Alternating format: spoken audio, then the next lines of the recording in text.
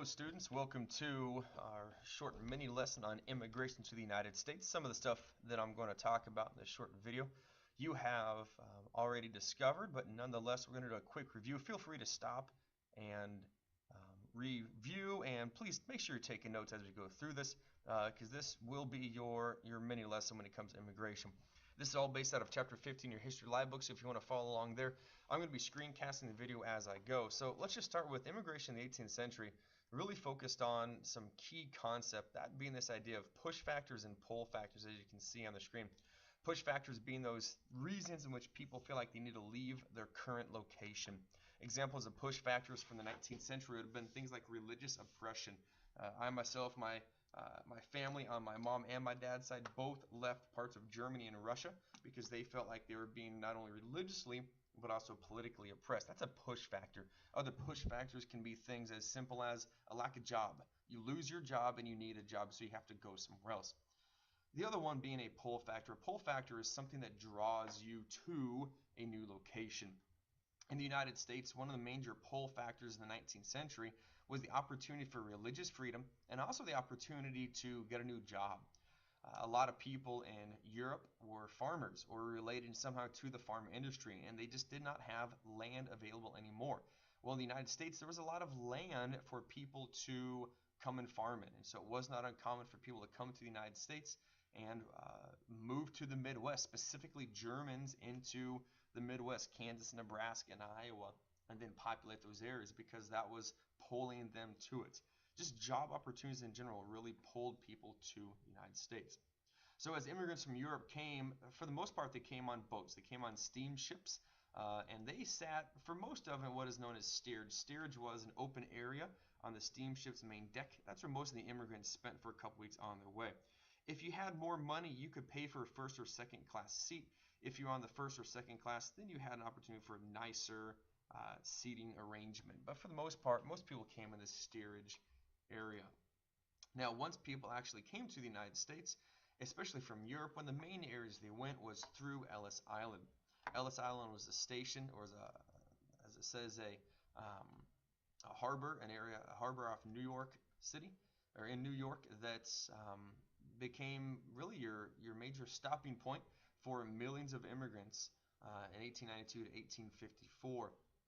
Now, as you came to Ellis Island, you would get off your boat, and for the most part, it was mainly your steerage passengers that had to. If you were a first or second class passenger, you may not have to go through the same process as those in steerage, because first and second class passengers paid their way. Therefore, they were automatically viewed as a little more likely to be successful. But those that came on steerage, they rode on the boat. When they got there, they had to go through a basic examination, a legal interview to make sure that they were a quality person to have in the United States. Deportation was not common. They say really less than 2% of immigrants were ever actually deported back to their homeland. Now, once you made it into the United States, it was just a free-for-all. You go where you can. Sometimes you went to where your family was. You went to where you think there is opportunity. Kansas and Nebraska are both really big on actually advertising for immigrants to move there, and so they would kind of help you make your way out to Kansas, Nebraska, where you then could farm. A lot of people who moved to the cities experienced very difficult times because it wasn't real safe, it wasn't real sanitary, but at the same time they had opportunity, and that was really your key thing that people experienced. The opposite of Ellis Island was what was going on the West Coast, and that was a place that was known as Angel Island. Angel Island was a whole different experience. Angel Island was mainly for your Chinese and Asian immigrants. The big difference being there's a lot more oppression towards the Chinese than there was the Europeans. 1882, something came out called the Chinese Exclusion Act. The Chinese Exclusion Act, as it says on the screen, prohibited the immigration of Chinese laborers for 10 years and prevented many current Chinese living in the United States from becoming citizens.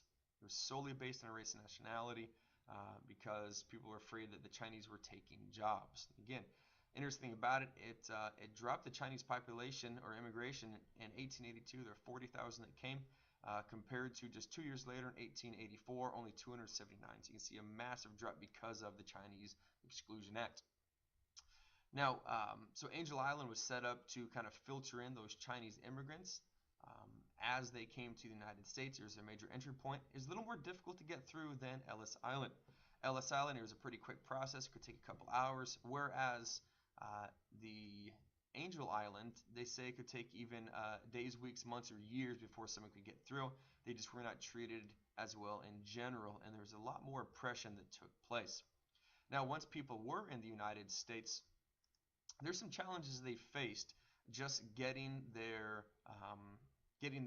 feet moving. There are a lot of people that were opposed to them. There was a group of people, they call themselves the nativists, or something called nativism. Nativism is the idea that we're going to favor the American-born people over the immigrants. The great irony of that, of course, being that everyone who lived in the United States at one point was an immigrant, and so it's just interesting that they still were critical of anyone trying to come in. Cartoon over here on the right, a picture of Lady Liberty, as it says, opponents of immigration claim that the garbage of Europe is being dumped on their American shores. So those were the nativists. Now, in general, most immigrants who came did something called assimilation. Assimilation is more or less becoming like the majority. The minority becoming like the majority. We're going to Americanize you. We're going to make you become and be treated more like an actual American. So people learned the culture, learned how to act, how to interact, just how to be like everyone else. That was the main goal. So again, to kind of quickly review, you have your Ellis Island, which was where your European immigrants were coming from. A rather quick process to get in and out. Only your steered passengers actually had to go through the whole inspection process. Your first and second class passengers moved through a little bit quicker. On the west coast, you had Angel Island, which was set up to filter in your Asian immigrants. Now, you did have immigrants as well coming from the north and from the south, whether you're talking about Canada or talking about those coming from Mexico.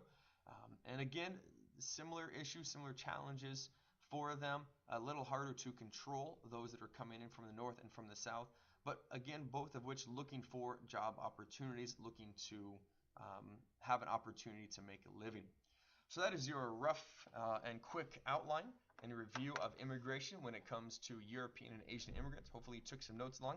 Feel free to stop and to review it. Make sure you take some good notes so you're prepared for AOL. Thanks, guys. Have a great day.